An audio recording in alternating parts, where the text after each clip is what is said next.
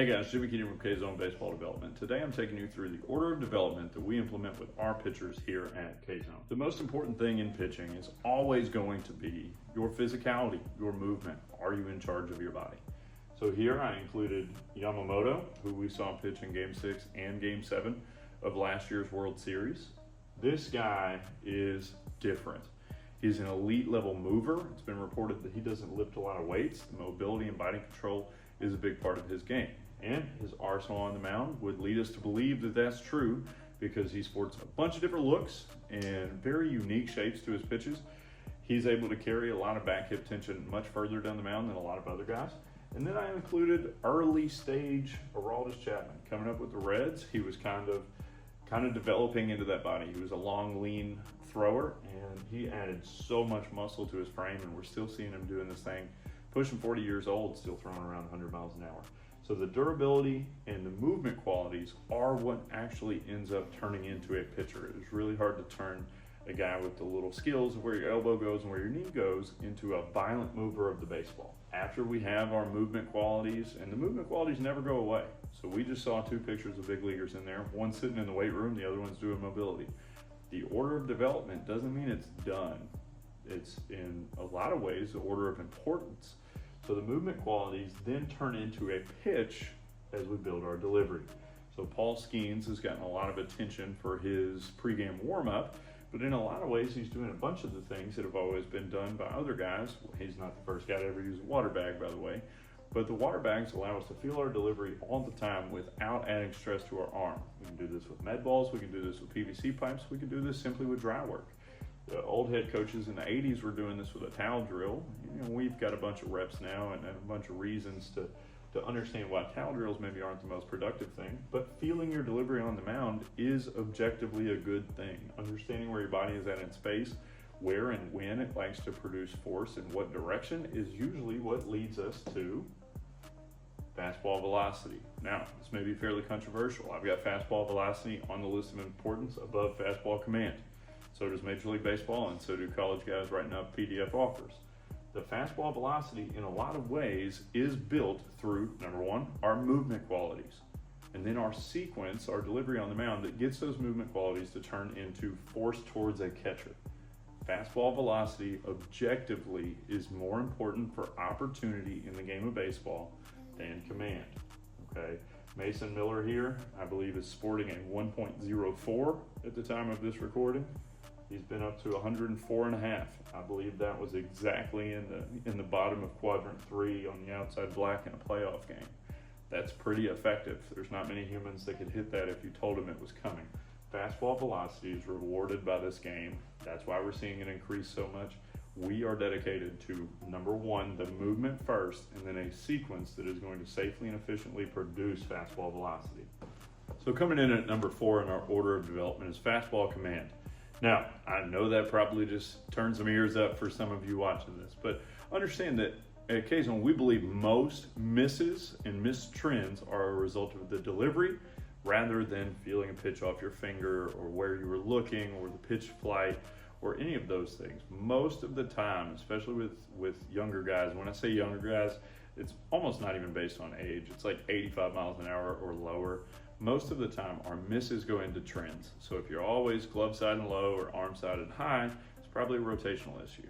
If you're always missing up, it could be extension, it could be the arm being late, any number of things, we almost always are able to trace back to something the body was doing instead of the mind, the eyes, the hand. Fastball command is once you've built a delivery that is repeatable and you can really pitch, you throw hard enough to throw a respectable fastball. What quadrant are we putting that in? How do we want that thing to be finishing as it comes across the corner? Being able to truly command a fastball and put it exactly where you want to all the time almost does not exist. The example of that is always used is Greg Maddux. Now understand, Greg Maddux has become this mindset for many of the last generation of baseball fans of the guy that didn't have to throw hard to get people out. Well, Greg Maddux entered baseball in a time frame where throwing 88 miles an hour was a respectable starter fastball for a righty, and he could actually get up to 92, 93 with all the information that we have available. That's what it says. So Greg Maddux himself, you can find this clip if you want to, says velocity will get you drafted, command and movement will keep you there. So we're in the business of developing guys, and Greg Maddux, the guy that we all talk about, is the command and movement guy. And by the way, maybe the greatest of all time at that. So maybe we shouldn't just default to, I'll just have my son be Greg Maddux. Well, you could put him in football and tell him to be Peyton Manning, but I'm not sure that's the same journey that your son is on. So fastball command is really, really important to understand.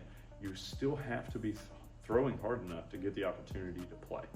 So Greg Maddux threw the ball right around 90 miles an hour in the mid-80s. He was drafted in 84, I believe, and he pitched most of his career 86 to 91. 91 at the time for a starter, and especially in the late 80s, early 90s, was pretty standard. He just had a lot of movement. You got to understand that from the time he was drafted in 84 to today in 2026, today in 2026, the average right-handed fastball is right around 95 miles an hour. So a command and stuffy guy like Greg Maddux, who could top 92, 93, which was probably right around the average of what most big leaguers could do. Our command and stuffy guy is now a 91 to 94 right. So 86, 87 from the right-hand side cannot play Major League Baseball anymore. And if you disagree with that, please go turn on the TV. If you find somebody throwing 86 or 87, they're going to be an extremely low release height or super quirky delivery. The game just doesn't really want to see anything start with an 8 anymore with the fastball. So we have to spend time developing that. Maddux was able to throw 92, 93 and then dial back from there to choose to throw 90, 91. Most young guys are throwing every ounce of their body into their 86 that they're throwing to the plate. You have to build the capacity to have the velocity to then choose to pitch at 96% effort and command it. But if you're putting your whole body into the fastball and it's going 84, you can't choose to pitch at 79 and hope for the best. It's not going to get recruited, and if it does, it's going to go pretty far most of the time, unless you're an outlier with something like horizontal attack or all those things that we could talk about. So fastball command is very, very important to me. I talk about developing the physical athlete all the time, but I want to be very clear. In my own journey, command was a big part of the reason that I had success. My last 2 years of college playing in Division III, through a total of 179 innings, I believe, and I walked 28 over the course of those 2 years. So I, by no means, am telling you I don't care where the baseball goes. I'm on record saying walks are soft, and I'll say it again, walks are soft. The whole thing that I'm talking about here, in order, is that we want to build a fastball that hitters have to be ready for and on time for, and they have to respect it, and then choose where to put it. But that choosing where to put it is a lot less specific than everybody wants it to be. You get your best pitchers lined up, put a 9 pocket 60 feet and 6 inches away from them, and tell them to choose a pocket. Throw a 25, I bet they got 2 or 3 balls in that pocket. Hitting your spot is really hard. So it's about attacking an area of the strike zone. For most guys, a guy like Greg Maddux can probably choose that box. For most of my guys, we're choosing a third of the plate or maybe a quadrant if they're super advanced. Number 5 is our technology stuff. Ball flight, pitch design, how that thing is breaking, how it's spinning. All of this stuff is where most of us want to start. In the business world of baseball, having TrackMan, having Rapsodo is kind of flashy. You can get some attention with that. It's super important. But I want to be very clear. If your son doesn't have movement qualities, a delivery that gets those movement qualities to turn into fastball velocity that he can command, it does not matter the ball flight that he has. A 62 mile an hour curveball on the iPad can have all sorts of cool numbers, but can it get people out? This whole thing, the order of development of a pitcher, it's not to build a facility monster for me. I really like when my guys go get people out, have fun doing it, and develop as a man while they're chasing the best version of themselves as a pitcher. One thing we've left off here that is huge in what we do is handling their mind as we go through this journey of, I've been working on this breaking ball. Maybe we're in phase 5. I've been working on this breaking ball, and I had a runner on second the other day, and I hung it, and it got hit in the gap. That's hard. We're dealing with adversity throughout all of this. The biggest part of development that we can help your son with, that I'm not sure is really being taught in many other places, is how to actually mentally handle being a pitcher. I think many colleges are doing a really good job of it. I don't think high schools touch it. I'm very confident that not much before high school is being done to actually help pitchers handle the stress, pressure, and logistics of being a pitcher inside of the game of baseball. So, movement, most important thing we can do. Be strong, be physical, be mobile, be coordinated. Go play pickup basketball. Eat more food, way more. Make heavy weights feel like light weights, and then get new weights. The pitching delivery. We need a delivery that is producing force towards our catcher and is serving the way that our body moves. There's no one correct delivery. There are some things that we believe to be true. Where you're at front foot strike matters a lot to me personally. My buddy Taylor Sheriff shared that on our podcast, and I was nodding right along with him. There's just some literature that says some things about what goes on in our body if we're not on time. Those things are really important to me. Your fastball velocity, if you are chasing the pitching dream and you're a high school or middle school guy out there, chase the movement first, then a delivery, and once we feel good about those, by the way, both of those fuel velocity development. We have to do specific velocity training. Where so many places and people get into trouble is they start with fastball velocity, and that is the focus before physicality and movement, before a safe delivery, and they start chucking stuff. And if you haven't taken care of number 1 and number 2 first, you will get hurt. It is just how the body works.